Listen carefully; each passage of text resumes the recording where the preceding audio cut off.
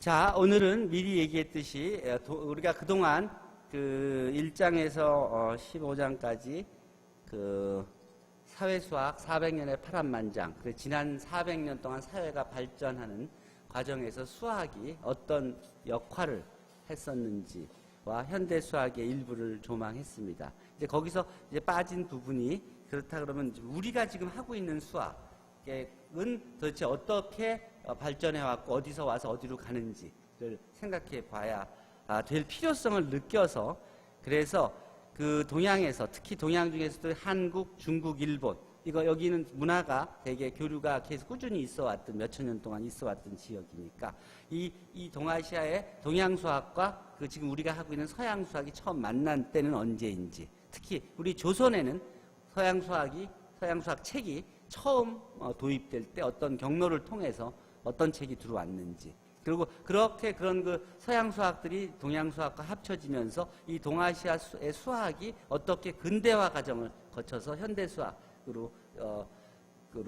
이어졌는지, 그리고 그 과정에서 그 한국 수학의 모습 등을 정리를 해서 오늘 소개해 줄게요.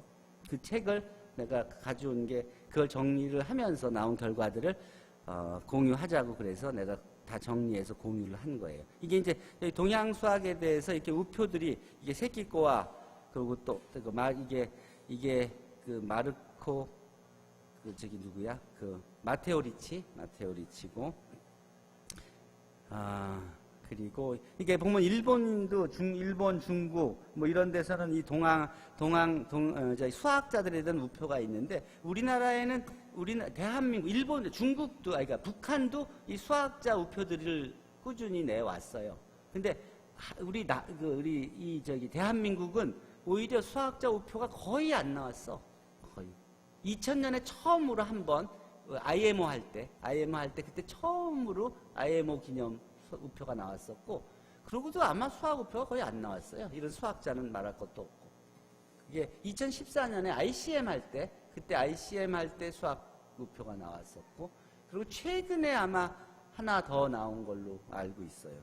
어쨌든 그러니까 한국은 이게 우리가 이 수학의 중요성에 대해서 사실 수학자들이 그걸 정확하게 전달을 안 했기 때문에 수학이 사회에 미치는 영향에 대해서 그 적극적으로 전달하지 않았기 때문에 그냥 수학은 학교 선생님이 학교에서 가리키면 되는 거고, 그걸 배워서 시험 봐서 좋은데 취직해서 그래서 월급 잘 받고 살면 되는 그런 식으로들 이해를 했고, 그것이 우리 진짜 이 사회 발전에 어떻게 영향을 미치는지에 대해서 적극적으로 하지 않아서, 그래서 그런 그 여러 면에서 수학이 소외된 부분이 있었던 거예요. 그건 수학자들의 책임이에요. 수학사에 대한 이해 부족이었기도 하고. 그래서 우리가 이런 강좌를 개설한 거고. 자, 오래전부터 세계의 모든 지역에서 자연과학이 꾸준히 발달하였고 수학과 함께 사회가 발전해 온 것을 여러분들이 지난 14주 동안 봐왔죠. 우리 민족도 예외는 아니고, 세계 수학사를 서양사 수학사 중심으로 쓰는 이유가 궁금해서 그 서양 수학사 책을 자세히 읽어보니까 이유가 이렇게 쓰여 있더라고요. 동양 수학이 오랜 전통을 가지고 있는 것은 인정하지만 현재 우리가 쓰고 있는 수학은 그리스 수학의 뿌리를 두었고 유럽을 중심으로 발전해 왔으며, 현재 우리가 쓰는 수학의 발전에 동양의 수학은 크게 영향을 미치지 못하였으므로 우리는 우리가 쓰는 수학의 역사를 중심으로 세계 수학사를 써왔다. 그리고 나도 그렇게 쓰고 있는 것이다. 그렇게 썼다는 거예요. 여기 2번 책이 아래 이 벨링걸호프가 쓴 Math Through the Ages라는 책에서 인용한 문장이에요. 자, 그렇다면 우리의 조상은, 동아시아의 선조들은 수학에 어떤 기여를 한 게 있을까? 자, 자세히 살펴보니까 근세까지도 서양보다 동아시아의 수학이 훨씬 앞서 있는 부분들이 여기저기에 보이는 거예요. 이거는 세종시대의 양위산법의 경주본인데, 이 중국과 일본의 사학자들은 조선 산학이 없었다면 중국 수학의 부활도 또 일본 수학의 창조도 없었을 것이다고 말하고 있습니다. 중국 수학의 맥을 잘 이어온 것도 한국이고, 일본의 그 동아시아의 산서를 전해줘서 일본 산학이 시작할 수 있게 도와준 것도 한국이라고 동아시아 수학자들이 논문을 통해서 발표하고 있습니다. 파국 이론의 대가인 지만 교수가 동아시아의 구고연 정리 증명은 피타고라스 정리에 대한 세계에서 가장 아름다운 증명이라고 극찬했으며 이 방법도 동아시아에서 고안이 된 것입니다. 가우스가 태어나기 적어도 1500년 전부터 동아시아에서는 가우스 소거법과 같은 방법으로 선형 연립 방정식을 풀어왔고 서양식의 문자와 기호를 사용하진 않았지만 훌륭하게 다항식과 다항 방정식을 나타내고 조작하는 방법, 이걸 천원술이라 그래요. 이 천원술로 13세기에 이미 완성되었으며 파스칼이 태어나기 적어도 400년 전에 이미 파스칼의 삼각형을 알고 있었고 이를 이용하여 유럽의 루피니와 호너보다 적어도 500년 앞서서 다항 방정식의 근사해를 구하는 증승 개방법을 고안했던 것입니다. 중국에서 수학이 쇠퇴기에 접어든 조선 세종 때에 이르러서는 우리나라 고유의 산학이 번성했는데 중국에서 가져온 것을 우리식으로 이해하고 우리식으로 발전시킨 산학들이 번성했는데 1895년 한국과학사학회에서 우리나라 과학기술 관련 문헌을 수집하여 발간한 한국과학기술사 자료 대개 수학편을 보면은 거기에 우리가 그동안 우리의 수학에 대한 그런 지금 남아있는 사료들이 잘 정리되어 있습니다. 그리고 거기에 소개되어 있지 않은 또 다른 새로운 산학서, 올드한 산학서들이 앞으로도 더 발견될 것이라고 믿습니다. 어쨌든 우리는 이 책에서 한국 수학사 중 현재 우리가 배우고 사용하고 연구하는 수학의 역사에 관심을 집중하여 우리나라의 현재 우리가 다루는 현대 수학이 어떤 시기에 어떤 과정을 거쳐 누구에 의해서 도입되고 현재의 모습으로 발전하였는지를 이제 알아보려고 했던 것입니다. 자, 임진, 외란 이전의 조선 산학책이 모두 사라진 것은 아직도 한국 수학사의 미스테리인데 개화기 전통 산학에서 근대 수학으로 중심이 변해가는 시기에 그 변화의 중심에서 누가 어떤 업적을 내면서 중요한 역할을 하였을까? 또 식민지가 된 후 한국 수학 근대화 과정에서 식민지 교육 정책은 어떤 역할을 하였을까 하는 질문들에 대한 답을 사실은 논문에서 소개를 했고 그것을 쉽게 풀어서 정리를 하면서 한국 근대 수학의 개척자들이라는 책이 나오게 된 겁니다. 자, 이를 위해서 많은 그 전문가들이 토론하고 또 윤문하고 조언했으며 자, 그 시작이 어떻게 시작되냐면 동아시아 수학사의 개관으로 시작되는데 수학적 활동을 하였던 기록들은 기원전 3000년경 이후에 사료로 남아 있는데 중국 수학 5000년이란 이 책, 이건 이제 그 명륜동에 내가 본 책이에요. 중국에서 발간된 책으로 이미 5000년 전부터의 수학 기록들을 보관하고 있고 문명이 다 태어난 이 4대 문명 발장 지역이 다 수학적인 그런 오래된 기록들을 가지고 있습니다. 어쨌든 지역별로 동아시아는 농경사회였기 때문에 정확한 역법이 필요했고 그것을 마련하기 위해서 천문학적인 현상에 대한 수치 계산이 필요했으며 이러한 이유로 천문학책과 수학책이 집필되었고 수당나라와 조선에서는 국가적 차원에서 인재를 선발하여 수학교육을 실시하였습니다. 서양 수학이 전해지기 전까지 우리가 해온 전통 수학을 우리는 산학이라고 부르고 또 어떤 사람은 그 산학 또 한국의 수학을 동학이라고도 부르고 일본의 수학을 화산이라고 부르고 해서 구분해서 부르기도 합니다. 화산. 자, 어쨌든 동아시아 산학의 대부분의 대수학 분야는 오랜 기간 최고 수준을 유지해왔고 이 장가산에서 발간된 산수소를 보면 2000년 전에 이미 연립방정식의 해법 및 양수와 음수의 계산법인 정부술이 개발되었고 700년 전에 이미 임의의 고차방정식의 근사해법인 증승개방법을 발견한 기록이 남아 있습니다.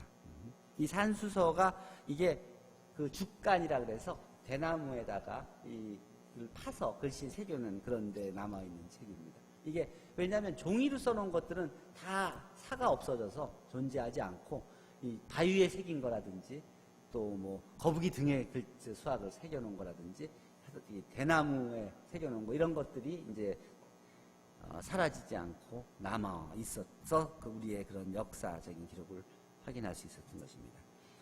3세기 해도산경에서는 일련의 기하학적인 명제를 대수 형식으로 나타내고 기하학적 도형을 대수방정식으로 쓴 것도 확인할 수 있습니다. 이 기법이 유럽으로 전파돼서 1220년 처음 적용된 기록이 피사의 상인인 레오나르도 피보나치의 책인 기하학 연습에서 삼각형의 면적에 관한 기하학적 문제를 푸는 대수에 사용된 것입니다.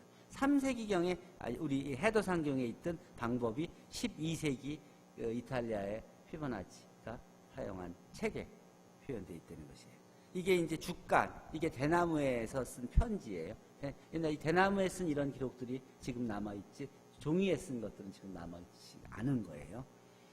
내가 여기 피보나치의 생가 앞에 갔더니, 피보나치 생가 앞에 버스 정류장이 이 피보나치 버스, 이게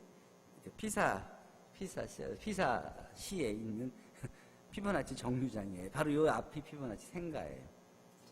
이 동아시아는 정말 그 다른 어떤 지역보다 우리가 밀접하게, 사실 우리가 뭐 중국은 뭐 수시도 왔다 갔다 하면서 문화 교류를 했기 때문에 거의 문화적으로 항상 같이 발전해 왔죠. 또 산대로 하는 계산을 이해하는 것이 계산 위주의 동아시아 전통상을 이해하는데 중요한 열쇠입니다. 우리는 계산을 산대를 이용해서 했어요. 그리고 주산, 이 주산이 시작된 거는 유럽에서 시작된 것이죠. 그게 아바쿠스. 그게 오히려 아시아에 와서 아시아에서 많이 오랫동안 사용됐죠. 발전되고 더. 일본에서는 그걸 더 개량해서 위에 하나, 아래 넷인 그런 한으로 바뀌었고, 처음에는 위에 2개, 아래 5개씩 있던 그런 알들이. 일본에서는 그것을 더 개선했고, 산대는 산악이 체계화된 고대로부터 비교적 근대까지 사용되는데, 중국, 일본에서는 주산이 보급되면서 이제 산대 이런 걸 안 썼고, 우리나라에서는 산악이 기본적인 계산 방법으로 조선 말기까지 사용됐던 거예요. 이 산대를 오히려 다른 중국에서는 사용하지 않았는데 일본은 계속 사용했고, 그리고 주산이 들어오자 중국은 다 주산으로, 또 일본은 더욱더 주산으로 바뀌면서 이 산대를 사용하지 않았는데, 이 산대를 또 장점들이 있으니까, 이게 대나무 통이에요. 여기에 집어넣고 이걸로 덧셈, 뺄셈, 곱셈, 나눗셈 같은 걸 다 했던 거예요. 문제. 대수방 정식을 풀고. 이건 편지, 주간이라고. 대나무 책, 대나무 편지. 자, 삼국시대부터 개하기까지 한국 수학사의 변천과 흑마의 과정은 김용훈 교수님이 쓴 한국 수학사 책에 전체적인 설명이 잘 돼 있고, 우리는 전통 산학과 근대 수학이 연결돼서 지금 우리가 하고 있는 수학의 역사에 대해서 관심을 가지고 있는 거예요. 이게 컬럼부스가 그때 동쪽으로 우리가 쭉 가면, 동쪽으로 이렇게 쭉 돌아서 가면, 그러면 이 중국까지 갈 수 있다고 이제 설득하려고 들고 다니던 그런 지도예요. 여기 아메리카가 없죠. 이렇게 가면은 아시아로 갈 수 있다고 생각하고 인도로 갈 수 있다고 생각했던 거예요. 근데 중간에 이제 대서양으로는 이게 아메리카가 있는지를 몰랐던 거지. 그래서 아메리카 사람들을 보고 이게 인도 사람하고 비슷하니까 인디안이라고 부르는 거죠.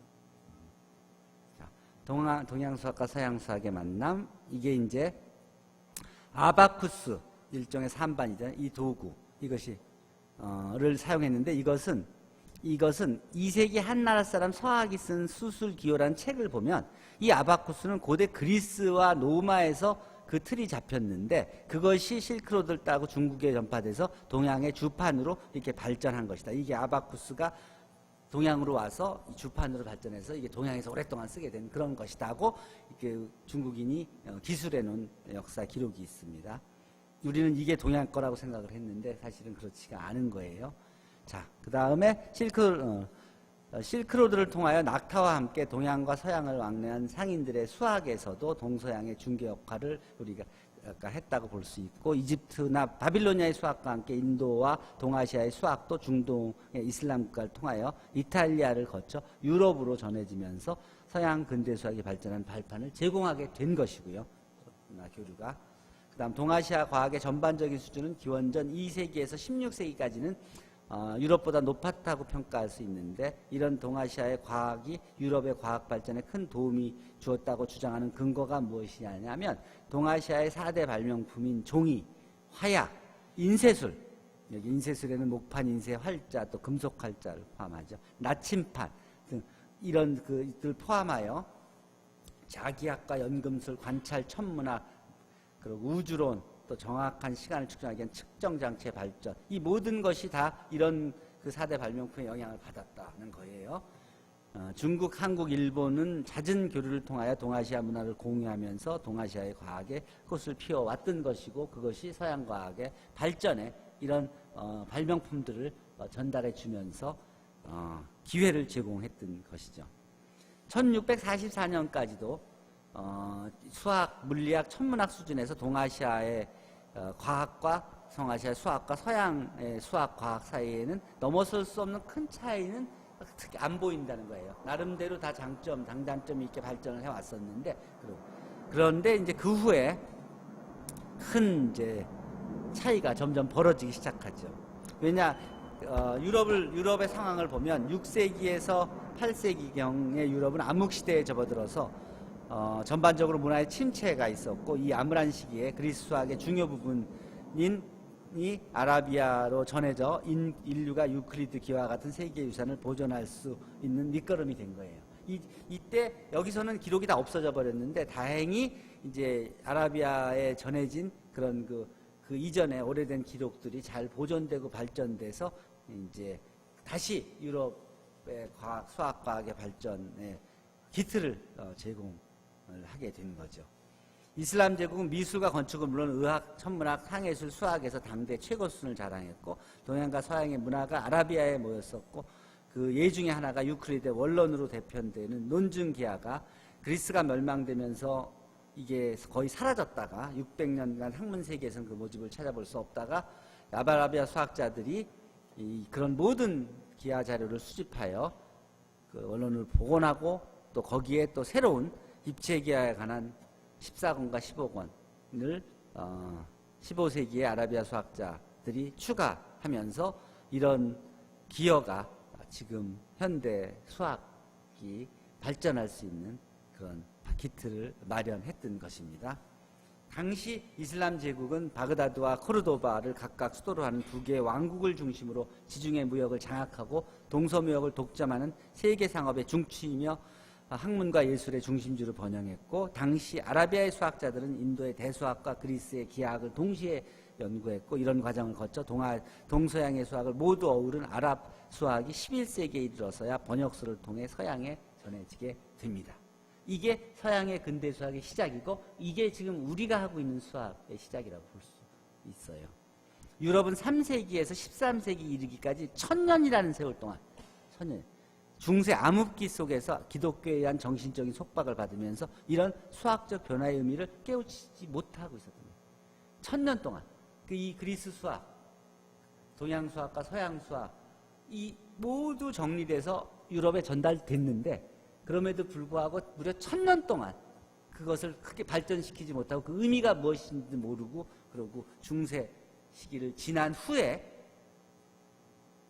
르네상스를 거치면서 이제 발전하기 시작해요. 그때 상황을 보면 300년에 걸친 유명한 대항해 시대가 개막되고 15세기 르네상스 종교개혁 시대, 이런 시대, 이때부터 비로소 피사의 상인인 피보나치가 아라비아의 멍저인 이 알게브라 왈 무카발라를 샘플로 해서 자신의 책을 쓰지요. 그게 계산판에 의한 책, 리버 아바치, 삼반서를 소개하게 되고, 이것이 바로 그 인도와 아라비아식의 필산법인데, 이것을 통해서 능률적으로 또 정확한 계산을 할 수 있었기 때문에 이게 다른 상인들에게도 이제 전파되면서 이 삼반파와 또 필산파들 이런 과정을 거치면서 이제 수학이 발전되고, 그런 또 새로운 그 기존의 그런 수학자들과 산반을 이용하는 사람들과 이 필산법을 이용하는 사람들과의 컨테스트가 생기게 되고, 뭐 그런 여러 가지가 이제 자극을 주면서, 그러면서 사회 발전을 이끌었죠. 어쨌든 서양 수학의 빠른 발전 후에 18세기와 19세기에 이뤄서 다시 거꾸로 동아시아에 수입이 되면서 동아시아 수학에 엄청난 영향을 미치게 됩니다. 조선에 수입된 서양 수학의 서적의 유입 경로를 보면 대만의 수학 사학자 홍만생 교수는 현재 한국이 소장하고 있는 중국의 산서 원전들은 조선 산학의 맥락에서 생각하면 모두 굉장히 높은 참고 가치가 있고 한국, 중국, 여기서 중국이라고 얘기할 때는 옛날에 그 조선, 또 이 만주, 명, 청 뭐 이런 그걸 포함하는데 이 수학 문화 교류에서 중요한 고리를 찾는데 절대적으로 도움을 줄 것이라고 확신했습니다. 그리고 또 실제 많은 연구 결과를 배출했어요. 조선은 중국과 정례적으로 사절단을 중국에 파견하였으며 또한 사절단이 방문 시에는 과학기술 전문가를 수행하도록 하였고 이들은 새로운 천문기구와 최신 서적, 이에 보태어 산학과 천문학직들을 구해서 가지고 왔고 이 중국의 산서 원전이 조선으로 수입된 과정에 대한 문헌 분석을 하면 아래와 같이 수입 경로의 구체적인 일부를 확인할 수가 있습니다.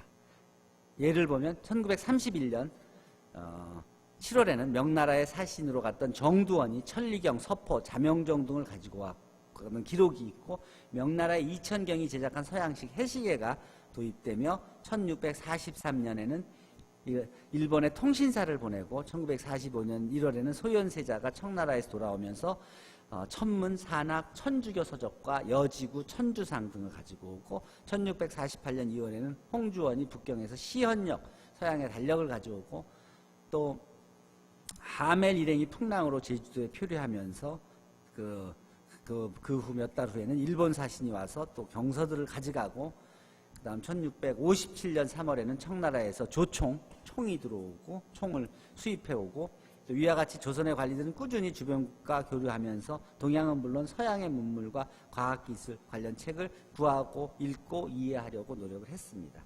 조선 후기의 경우에는 연행사, 연경까지 다녀오는 그런 관리들이 그런 교육에 큰 역할을 했었고 또 17세기 후반부터 18세기 후반 사이에는 홍대용, 박지원, 김정희 등 많은 학자들이 이런 과정을 통해서 새로운 학술 및 학풍을 도입하고 천주교와 서양 학문에 관한 서적들을 들여왔고 또 박지하는 열하를 다녀와서 열하일기를 썼고 홍대영은 담원 연기를 썼으며 홍대영의 경우 35세인 1765년에 동지사 서장관인 숙부 홍억의 배려로 연행을 따라가서 거기서 혼천의에 대한 지식을 배우고 그런 내용들을 담원서에 담았으며 천분 지식을 습득해왔고 이 홍대영의 북경 방문은 우리나라 실학 도입에 크게 기여했는데 홍대영의 수학책 주해수용이 바로 그 홍대영이 중국에서 학습한 그런 내용들에 근거해서 쓴 수학책입니다.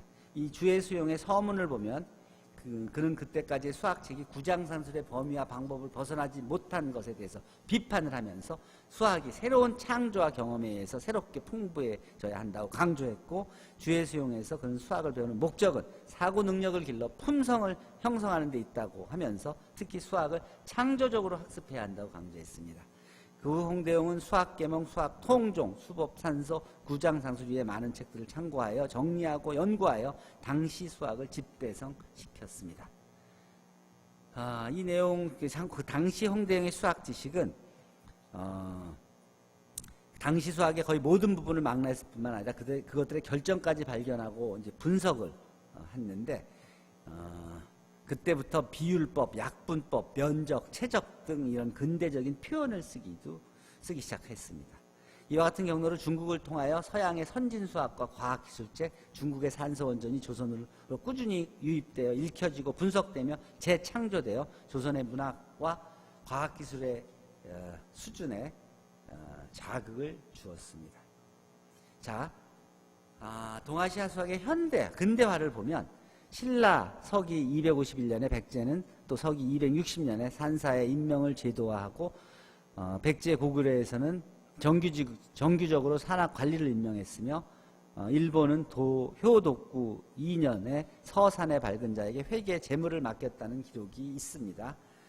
신라의 산학교과는 고려 왕조에 들어와서 잘 수정이 되었는데 신라의 산학교과목으로 구장, 철술, 육장 3개 등으로 고려시대의 산학교과목에서는 그 6장 대신 사가가 포함되었고 또 철술은 당나라 산악제도에는 속해 있었으나 수서 윤력지에 따르면 원주율 계산에 관한 거로 그 내용이 너무 난해하여 배우려는 사람이 없어서 폐지했다. 그래서 그 다음부터 안 그랬다는 기록이 남아있고, 일본의 산악 교과서가 여러 가지 손자산경부터 이렇게 구장산경 등이 있는데, 그 중에 6장 3개 구사는 당나라 명산과에는 없던 것이었다. 그런데 이것 6장과 상경은 저 신라에는 있었던 책이기 때문에 이런 책들은 신라를 통해서 수입이 됐을 것이라는 걸 확인할 수 있고, 신라와 일본의 관계는 험악했으나 일본이 신라에서 받아들인 것은 아닐 것이므로 백제의 영향을 받은 것으로 보인다. 이게 무슨 말이냐면, 일본하고 신라가 가까이 있잖아요. 그러니까 일본의 왜구들이 자꾸 이 노략질을 신라에서 하니까 신라하고는 적대 관계가 있지만, 결국은 신라는 또 백제하고 또 적대 관계가 있으니까, 그러면서 백제가 어려운 상황이 되면서 백제는 일본과 교류를 주로 자류했고, 그리고 일본과 신라와 백제 사이는 뭐 가까우니까 서로 교류가 자주 있었기 때문에 이런 일본 신라 시대의 제도나 책 같은 게 백제를 통해서 일본으로 갔을 거라고 논문에 기록하고 있습니다. 어쨌든 백제와 일본 사이 수학적 교류의 증빙은 다양하게 볼 수 있는데, 산악제도의 실무진이 거의 백제계 사람, 그러니까 일본의 산악제도의 실무진이 거의 백제계 사람들이었고, 고대 일본에는 각 방면의 전문 기술을 세습하는 백제계 기술 집단이 많이 있었고, 즉 일본은 한국을 통해서 중국의 문물을 받아들이면서 조선 산악의 영향을 받았음을 다양한 경로에서 확인할 수 있습니다. 서양 수학이 처음으로 우리나라에 들어오기 시작한 것은 17세기 중엽 중국에서 시연력이 조선에 들어오면서 서양 천문학과 수학이 조선에 들어왔고, 중국에서는 서양 사람들에 의해서 중국에 전해진 서양의 저서들이 한때 묶인 천학초함이라는 이름으로 간행되었는데, 이 천학초함에는 유클리드의 기하 원본과 동문산지 등을 포함하고 있습니다. 이 천학초함이 바로 서양의 새로운 수학책들을 중국이 수입한 것을 중국말로 번역을 해서 재구성해서 써놓은 책들입니다. 그 유클리드 원론을 포함해서 우리도 그것을 수입해 온 거죠. 수입해 오고 이게 서양 수학이다. 그리고 공부를 하고 그 다음에 배우려고 노력을 했던 거예요. 그 당시부터 17세기부터. 자, 이 책들은 명말에서 청대에 걸쳐서 널리 보급되었고, 우리나라에도 이 천학초함이 도입되면서 실학자들이 이제 그 책의 존재를 알고, 이 마테오 리치와 이지조, 중국인입니다. 이지조는 이 동문산지를 연구하여, 이 사람들이 쓴 동문산지를 연구하여 최석정이 구수략의 그 내용을 서술했고, 이 구수략이 이제 조선산서로서는 서양 수학을 포함하는 책으로는 가장 오래된 책이고, 삼각법을 연구한 홍대용, 또 홍길주, 주회소용, 또 홍길주가 쓴 기하 신설, 작은 방법을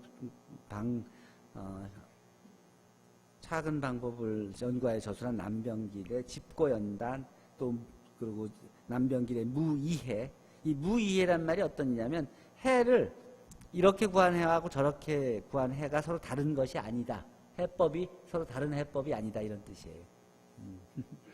이상혁의 작은 방목. 이거 지금 이 무이해는 논문이라고 연구되는 부분, 판단하는, 그러니까 생각될 수 있는 부분이에요. 그냥 책이 아니라 지금식으로 쓰게 하면, 그런 저널이 없었으니까 논문식으로 쓴 새로운 발견이라고 보이는 거예요. 새로운 분석이고. 이상형의 작은 방문구, 또 기하학과 삼각법을 담은 삼술광견, 조이순이 쓴 산학 습유, 이런 데서 이제 수리정원의 구고술들이 확장되고, 천문학과 관계되는 구변 삼각국들에서 언급한 저자들에 의해서 연구되었다고 볼 수 있습니다. 중국에서는 18세기 말부터 재발견된 송원대의 산학이 재정리되었고, 특히 주세걸의 사원옥감이 산학계몽과 함께 발견되어 그들의 수학이 수리정원보다 우수하다는 사실이 알려지게 되었고, 그러니까 수리정원이 이게 서양 수학이잖아요. 근데 서양 수학보다 우리가 하던 것이 더 우수하다, 이런 식의 연구 발표가 계속 있었던 거야. 근데 전체가 아니라 어떤 특정 부분, 대수 관련된 방정식의 해법 부분에서 이 방법이 우수하다, 이런 식의 논문이 계속 나왔던 거죠. 조선의 산학은 이제 그렇지만 전통적인 소원대 산학 연구로 돌아가요. 왜냐하면 이런 연구가 나오면서 이런 연구에 근거해서 우리가 더 낫다, 서양 수학보다 동양 수학이 더 낫다, 그러니까 서양 수학 공부하지 않고 그냥 우리 동양 수학을 공부하겠다는 그런 분위기가 양성되면서 새로운 어려운 걸 공부 안 하고 그냥 하던 걸 하면서 이제 다시 전통 산학 연구로 돌아가게 되고 이제 그래서 우리가 서양 수학을 캐치업하고 넘어설 수 있는 기회를 놓친 거죠. 서양의 수학이 적어도 근세 조선 중기 이전에 우리나라에 들어왔다고 볼 수 있어요. 그러니까. 자, 중국의 경우에 리드햄의 연구가 중국 수학사 연구가 가장 중요한 기록인데 송원대 산학의 자부심을 가지던 중국도 대항해 시대를 거치면서 식민지 무역을 통하여 부를 축적하고 근대 수학과 과학기술의 발전을 주도하면서 영향력을 키워가는 서양으로부터 군사적 침략 위기가 다가오자 할 수 없이 서양의 과학기술과 근대 수학에 관심을 갖지 않을 수가 없게 된 거예요. 기술에, 서양의 과학기술에, 그리고 수학에. 18세기에 이르러서 적극적으로 서양 수학을 이제 수용을 하기 시작해요. 그래서 1722년 서양 수학과 동양 수학을 함께 포함한 책 수리정원이 발간되면서 그 후에 발간되는 대부분의 중국 수학책이 이 책의 영향을 받는데 아편 전쟁 후 1842년 개항을 한 중국은 1847년부터 영국의 수학자 와일리가 서양 수학을 중국에 보급하기 시작합니다. 이게 이제 중국의 근대 수학이 본격적으로 들어오게 된 거예요. 본격적으로 아주 영국 사람이 와서 중국 사람하고 같이 서양 수학을 번역해서 중국 사람들한테 이제 알리기 시작하는 거예요. 한국도 중국과 마찬가지로 서양의 부상을 두려운 눈으로 바라보면서 소극적으로 대응하다가 서양의 이제 새로운 과학기술을 이해하기 위해서는 근대 과학을 공부해야 하고 근대 과학을 배우기 위해서는 근대 수학을 학습해야 한다는 것을 이제 인식하게 되고 그래서 18세기에 이제 수리정원이 조선에 소개되면서 이제 공부를 하는 사람들이 나타납니다. 개방과 이제 그렇지만 이게 실제로 이제 진짜 이해하고 그리고 진지하게 거기에 전문가들이 생산되기는 100년 이상의 시간이 걸렸고 사회도 패러다임이 변하는데 오래 걸렸던 것이에요. 어쨌든 그 과정에서 이제 흥선대학군의 세국 정책이 이제 그 과정을 좀 더 지체시켰으며 1873년 고종의 친정으로 민씨 세력들이 집권하면서 개항을 주장하는 개화파들의 세력이 커졌고 이에 힘입어 정부에서는 개화 정책을 추진하는 전담 기구를 설치했고 일본과 청나라에 사절단을 보내 신식 문물과 기술을 배우게 했으며 1883년에는 조선 최초의 관립 영어 교육기관이 생기고 영국인이 와서 영어 이런 또 필산 수학이죠. 서양의 수학을 가리키기 시작됐고 여기서는 해관, 무역, 그래서 세무 이걸 뭐라 하죠? 관세청 그런 거죠. 그런 업무를 하기에 했으므로 계산 수학을 안 할 수가 없었던 것이죠. 그래서 외국어와 함께 수학을 가리켰고 이것이 문을 닫으면서 유경공원을 설립하였는데 로얄 잉글리시 스쿨이에요. 왕립 잉글리시 스쿨. 여기에 호머 허버트가 이제 그 고종이 미국 문교부 장관한테 그 좋은 교사를 추천해달라 그래서 그 다스마스 칼리지를 졸업하고 그리고 컬럼비아 대학교 유니언 신학 대학원을 수료한 이 허버트를 추천해서 프린스턴 대학을 나온 그 친구하고 다 같이 이제 여기 이 학교에 옵니다. 그 전에 선교사들하고는 레벨이 다른 이제 고급 지식인들이 이제 온 거죠. 대학 교육을 제대로 받은 아주 고급 교육을 받은 수학 교육을 또 인문학 교육을 제대로 받은 그분들이 와서 영어, 수학, 과학, 지리 등을 1891년까지 가르칩니다. 이때 이 사이에 보제 이상설이 이제 과거를 공부를 다 했는데 과거 시험을 안 보니까 여기 시간이 남잖아요. 그러니까 과거는 시험 당장 보면 붙을 수 있을 실력인데 과거 시험을 안 보니까 옛날식의 관리가 필요 없으니까 그러니까 관리를 안 뽑고 있는 거예요. 그러니까 그때 이 서양 수학, 과학, 법학 이런 걸 공부하기 시작한 거예요. 호머 허버트의 영향으로. 이미 외국어를 할 줄 알았기 때문에 호머 허버트하고 통역도 하고 하면서 친구관계가 맺어지고. 어쨌든 1895년에 이르러 고종은 교육 입국의 조서를 선포하고 이어서 한성사범학교 관제, 외국어학교 관제, 성균관 관제, 그리고 소학교령을 공포하고 교사를 양성하기 위해서 한성사범학교를 만들게 됩니다. 1895년에. 그리고 중학교가 1899년에 설립됩니다. 근데 이 중학교가 1910년에 우리가 식민지가 되면서 없어져요. 중학교가. 그리고 다시 격화돼서 고등보통학교가 돼. 소학교, 중학교 제도가 이미 1899년에 갖춰져서 소학교 졸업한 사람이 중학교를 갈 수 있었는데 한일합방이 되면서 소학교가 보통학교로 격화되고 중학교가 고등보통학교. 그래서 우리는 중등교육과정을 개설하지 않고 이 초등교육과정만 하는 거예요. 그렇기 때문에 교사도 교육대학만 필요했던 거예요. 사범학교는 초급학교로서 이 초등학교 교사를 배출한 학교예요. 우리나라는 해방될 때까지 이 사범학교가 없었어요. 즉 중학교, 고등학교 교사를 배출한 학교가 해방될 때까지 없었어요. 우린 단 한 명의 중등학교 교사도 배출한 적이 없어요. 우리나라에서. 그게 해방되고 나서 중학생이 생기고 고등학교가 생기니까 교사가 필요하니까 그 사범학교, 교대를 나온 분들이 다 중학교 교사가 되고 고등학교 교사가 되고 대학 교수가 됐던 것이지 교육을 받은 것들은 아니었던 거예요. 자, 1890, 그리고 여기서 이제 대수하고 기하를 가리키기 시작합니다. 서양 수학을 가리키기 시작합니다. 1895년에 이미 성균관에는 교과과정과 직제를 개편하고 여기서 수학과 서양 수학과 서양 과학을 필수 과목으로 지정하며 하고 여기서 서양 수학을 가리킵니다. 이미 성균관에 입학한 학생들은 수준이 이미 초등교육 수준을 훨씬 넘어는 중등 수준도 넘어선 서당을 거치고 그리고 지역의 그 가장 높은 교육기관을 거쳐서 선발된 대학 과정이잖아요. 말하자면 나이는 어리지만 그 고등교육 과정을 하던 데가 성균관이잖아요. 그러니까 거기서 당연히 그 고등 수학 과정을 가리켰던 거예요. 중등학교 이상을 가리켰던 거예요. 자, 그렇게 해서 이때 이제 그 수학책이 필요하니까 이제 수학책도 쓰게 되고 했죠. 1895년에는 갑자기 학교들이 시작되니까 저자도 없이 급히 일본에서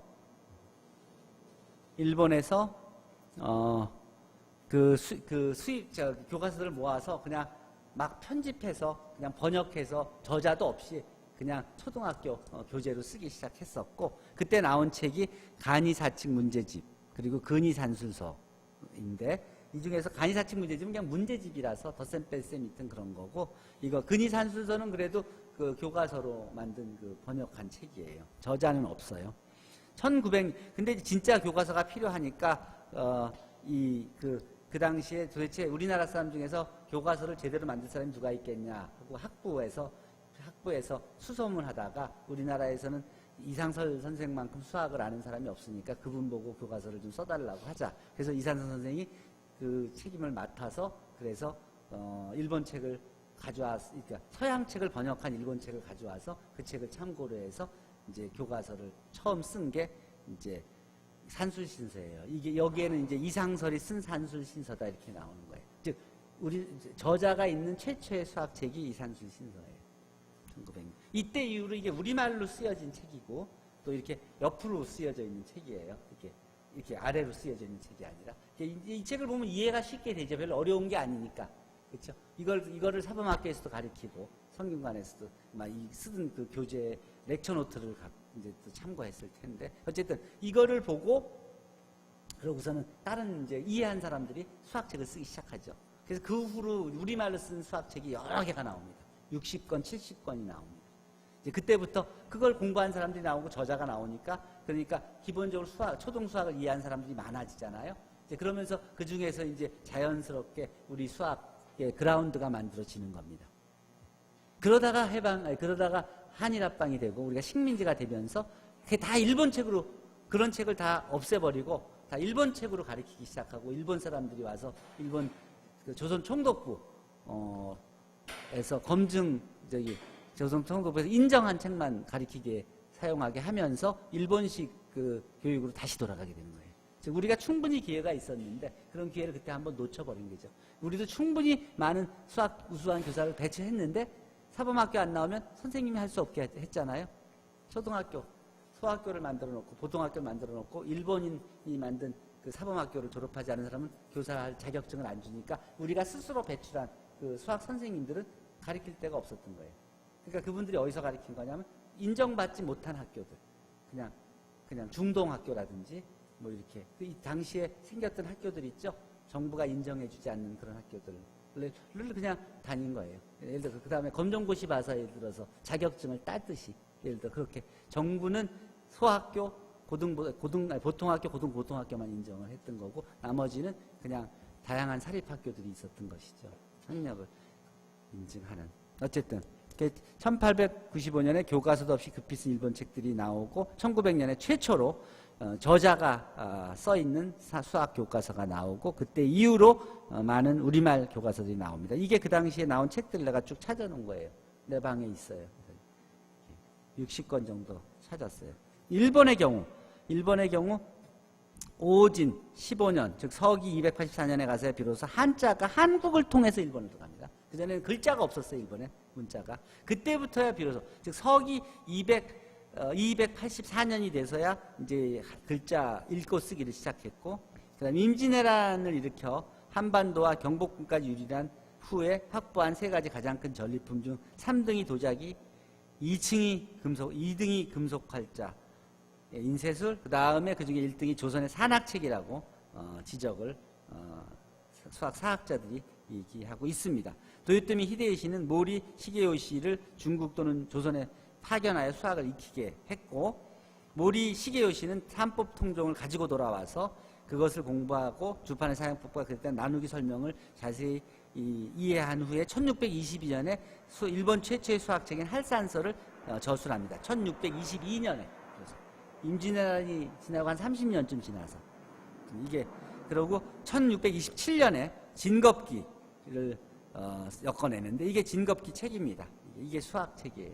여기에 중국식 주판이 소개되어 있죠. 일본은 이때부터 이제 수학을 시작한 거예요. 여기에 진겁기. 이게 이제 일본에서 제일 오래된 수학책이에요. 이 책들이. 할산서, 진겁기. 이마무라의 책 수해록을 보면은 여기서는 파이의 값이 3.162라고 소개했고, 중국에서 건너온 주판은 개량되어 오늘날과 같이 위다리 하나, 아래알이 4개인 그런 모양으로 일본에서 발전됐고, 일본의 서민교육의 3가지 주요 과목이 읽기, 쓰기, 주판이라고 해서 나도 어렸을 때는 주판을 필수로 배웠어요. 수성학교 다니면서. 일제시대 때 교육의 영향으로. 그리고 한참 지나서 이제 그런 교육과정에서 없어졌죠. 자, 이게 사무라이죠.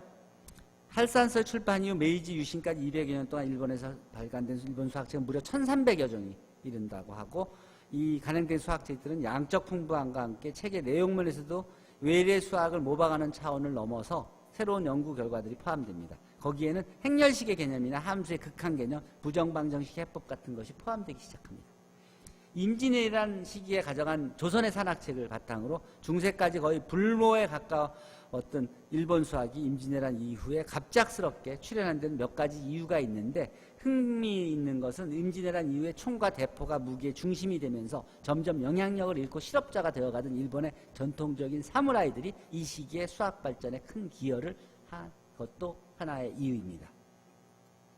세키고와 세키 다카까지 와 아이다 야스유키는 그 중에 이제 이 사람이 이제 중국 일본 수학의 창시자, 일본 수학의 그 선구자라고 불리는 사람들인데, 세키고와는 33세가 되던 1674년에 수학책 발미산법을 저술하고 여기서 산대를 써서 개수만으로 미지수 하나인 방정식을 나타내는 중에 천호수를 개선하여 오늘날 대수식처럼 문자를 써서 여러 미지수를 나타내고 필산으로 해를 구하게 되고, 이 사람은 그가 어렸을 때 9살 때 집안의 하인을 통해서 동양 산학을 접한 후에 스스로 산학을 공부하였는데, 그 집안에는 중국과 조선, 일본의 산학들이 모두 있었기 때문에 그들이 이 친구가 입양이 된 사람이에요. 여기 보면 아주 사무라이 가정에서 태어나서 어린 나이에 상류 사무라이 집안으로 새끼 가문에 입양된 사람이에요. 입양된 집에 중국, 조선, 일본의 산학책들이 있었고, 이제 그것들을 그 천재성이 있는 이 친구가 다 읽으면서 공부하면서 높은 수준의 산학 수준에 이미 오르게 됐고, 그리고 그래서 그를 통하여 전통 산학의 전문가가 되는데, 일본의 새로운 수학적 표기법을 소개하고 또 천문계산, 무한급수, 디오판틴 방정식 관련 연구도 했다고 알려져 있고, 라이프니츠와 뉴턴이 수행한 비슷한 연구도 그들보다 먼저 소개했다고 일본인 수학자들이 주장하고 있습니다. 그래서 구분구조법 같은 거, 즉 뉴턴보다 구분구조법, 즉 적분을 먼저 했다, 이렇게 주장을 하는 겁니다. 그러니까 그 옛날에 구분구조법 한 기록은 있으니까 면적을 구하기 위해서 이렇게 자꾸 쪼개서 이렇게 더하면 이 면적이 된다, 이런 개념을 소개하고 그 기록이 남아 있으니까. 그는 일본의 뉴턴이라고 불리기도 하고 일본 수학의 파운더, 시조라고도 인정되고 있습니다. 세키코와의 비석에는 일본의 산성, 세이지, 산성, 이 산성, 이 뭐라 이렇게 세인트, 그렇죠? 라고 그렇게 써 있고 그 영향으로 많은 문화생들이 모이고 산학자들이 집단이 만들어지고 그의 제자 가운데 한 사람이 다카베가 이 산법의 대부분을 전수받아 활용시키면서 널리 퍼집니다.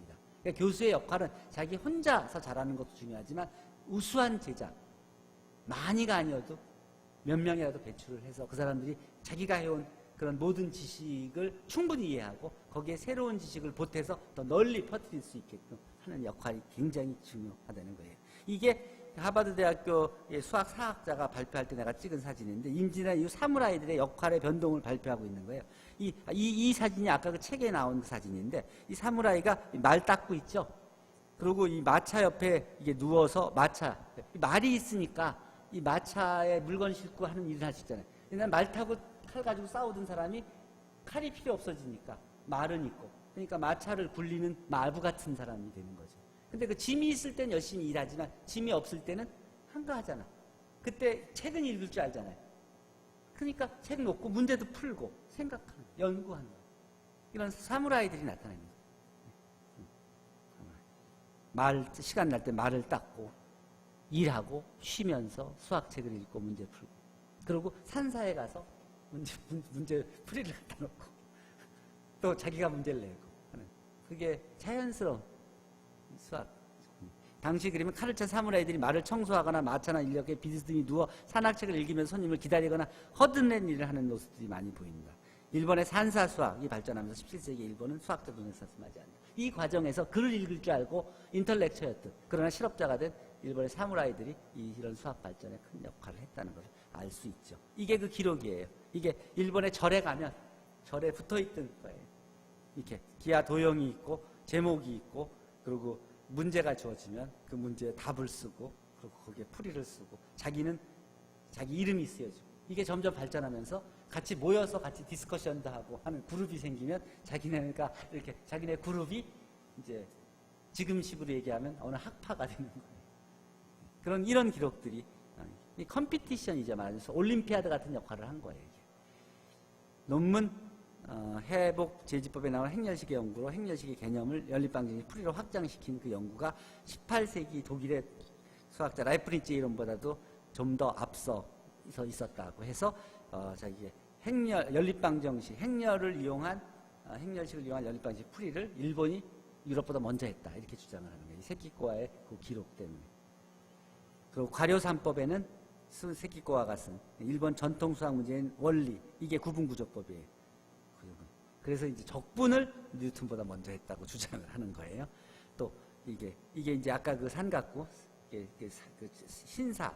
산사수학 템플에 붙여놓은 목판들. 그러니까 절에는 그 판이 있었잖아요. 세월이 지나가면서 이게 중요하다고 생각하니까 이제 옆에는 이렇게 틀도 만들고 해서 액자로 만들어서 잘 보관하는 몇백 년. 처음에는 그냥 걸어놓고 막 쓰던 것들이. 자, 이와 같이 사회적인 수학 바탕이 일본 특유의 수학인 와산이 발전됐고 일본의 수학사가는 한국에서 가져온 수학책을 일본이 이해하는 데만 100년이라는 세월이 걸렸고 일본에서 가져간 일본 측에서 가장 외래 수학을 소화하는 데 오랜 시간이 걸렸지만 한번 이해가 된 다음부터는 매우 빠르게 민간에 보급되었고 그것이 바로 일본 수학이 급성장하는 데 밑거름이 되었다. 우리도 이 새로운 지식을 받아들이는데 시간이 좀 걸리고 발전하는 데 시간이 걸렸던 거예요.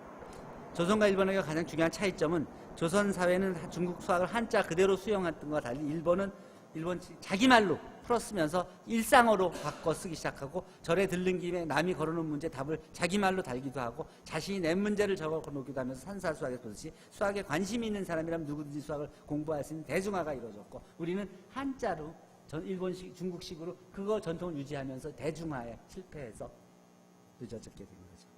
어쨌든 이런 과정을 거쳤습니다.